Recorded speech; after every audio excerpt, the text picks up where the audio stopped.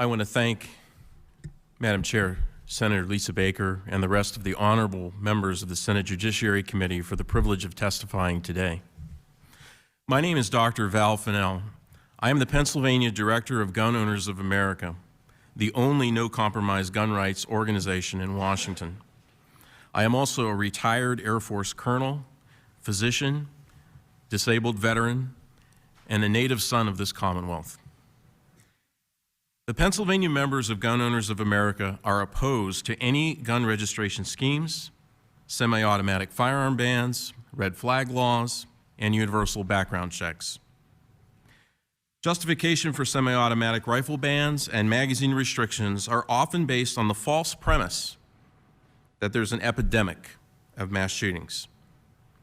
Now, as a physician, board certified in preventive medicine and public health, I also have a master's in public health from the Uniformed Services University. I can assure you that no such epidemic exists. Mass shootings are rare events. The leading expert on the subject, Northeastern University criminologist James Allen Fox, agrees. Moreover, the previous federal assault weapons ban of 1994 was proven ineffective in reducing mass shootings by the government's own analysis. Importantly, semi-automatic rifles are protected under the Second Amendment since they are arguably suitable for military purposes and are in common use. Those are the two criteria of constitutional protection according to the Supreme Court in the Miller and the Heller cases. Now, ERPOs and red flag laws are ineffective, dangerous to police and civilians, and are an egregious violation of basic due process rights guaranteed under the Commonwealth and U.S. constitutions. Universal background checks would not have stopped the most recent mass shootings, but would increase the astronomically high 94% false positive rate in the federal and state instant check systems. These bogus denials would impede firearms purchases by law-abiding citizens without affecting criminal acquisition of firearms. These false denials could also disproportionately affect minorities due to the look-alike, sound-alike database employed. So any universal background check system could also very well lead to future registration schemes and confiscation of firearms. This is a real possibility. Not only did it happen in New York City, not only have we seen it happen in New Zealand and every other country that's done this, but given that 3 of the Democratic presidential candidates have publicly called for confiscation of semi-automatic firearms, it is a real threat and it's a real concern. Instead of unconstitutional and ineffective gun control legislation, Pennsylvania GOA members support the elimination of gun-free zones, where 94% of mass shootings occur. Additionally, passing constitutional carry, Representative Bernstein's bill, HB 1412, will afford Pennsylvanians greater freedom in protecting themselves and their families. Finally, due process should be built into the Mental Health Procedures Act to eliminate the lifelong prohibition of firearms ownership. We heard a lot yesterday about reducing stigma and of access to mental health care. I can share my experiences with you of reducing military suicides. As a physician, I was really intimately involved with that. I can share some experience with you with that. We want to reduce the stigma and get people help that they need. That's the #1 factor. It's not taking guns away. It's convincing those people that they have nothing to lose by getting the help that they need. Article 1, Section 21 of the PA Constitution is clear. The right of the citizens to bear arms in defense of themselves and the state shall not be questioned. Gun bans, magazine restrictions, red flag laws, and universal background checks are all questioning. And hence, they are illegitimate under our Commonwealth's highest law. But to be clear, the statistical evidence and research shows all of these proposals to be ineffective as well. That's all in my testimony. So we ask you to reject them and instead repeal gun-free zones and enact House Bill 1412 to enhance the safety and well-being of all Pennsylvanians. I want to add a final comment, something that my distinguished colleague here brought up about the number of people who succumb to medical misadventures. So this study came out in 2001, and it initially was 100,000 people are killed due to medical error. It's actually much higher than that. Why do we still go to doctors? Okay, right.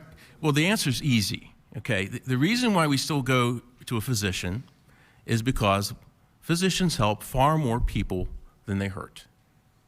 And it's the same thing with firearms. We heard a lot of statistics yesterday, and unfortunately, Dr. John Lott didn't get a lot of time to talk yesterday. He could have gone into this.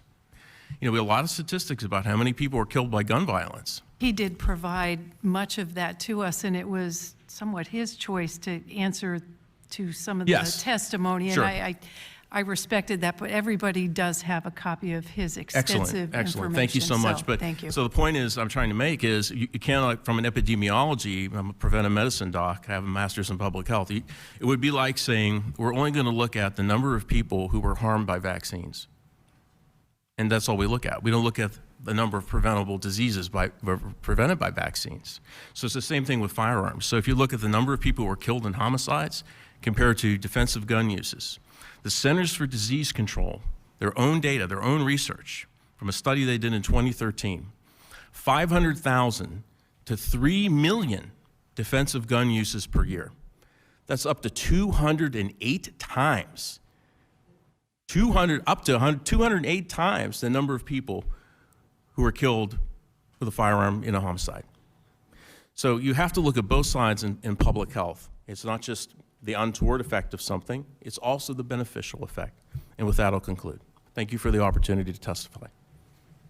Thank you both very much for your testimony. As you've heard over the last 2 days, much has been said about our current mental health procedures law. And Dr. Finnell, you mentioned the due process aspect of it, and the fact that perhaps we need a mechanism for individuals who are successfully treated to have an opportunity down the road. Could you share what kind of mechanism would you be looking at? How would you define that if we were to make a modification? Well, we have to eliminate the lifelong prohibition to firearms ownership within the Mental Health Procedures Act if you are involuntarily committed. And that goes back to my experience in the military. We could not get an airman, we took care of all three branches, airmen, sailors, Marines, soldiers, didn't matter. We could not get a service member to go to a psychologist to admit that they have a problem. Why? I'm gonna lose my job. That was always over their head. And no matter how much we tried to convince them that that was not going to happen, they didn't ever accept that. So we have to eliminate the barriers. And just looking at the mental health part of this, eliminate the barriers. There has to be due process built in to the Mental Health Procedures Act for a restoration of rights. So that's the thing regarding just the mental health portion of this. That resonates with my experience in reducing military suicides. I was involved with that quite a bit in the military. I would agree. That seems to be something that has been suggested across the board. It was also, in my knowledge of veterans, the last thing that, if you've defended your country, you don't want to give up how you defended the country. And so I certainly understand that. And with respect to your involvement with veterans and suicide, if you have any additional information, we can pass that on to Senator Regan, who is the chair of the committee overseeing that. Okay. Senator Collette does have a question. Thank you, Madam Chair. Thank you for your testimony. Dr. Finnell, on page 3 of your written testimony, there is some discussion about the research that the National Institute of Justice did with regard to the effectiveness of the assault, I guess it's the ban on assault weapons, semi-automatic firearms. And one of those bullet points says, in the first 7 years since the ban was lifted, and then one of the statistics here is that rapes declined by 27%. And I'm wondering if you can help me to understand what the correlation is that you're drawing with that. Well, the correlation is broad. The point is that after the ban was lifted, okay, the things, violent crime decreased. And violent crime was higher during the time the federal assault weapons ban was in place. That's the contrast.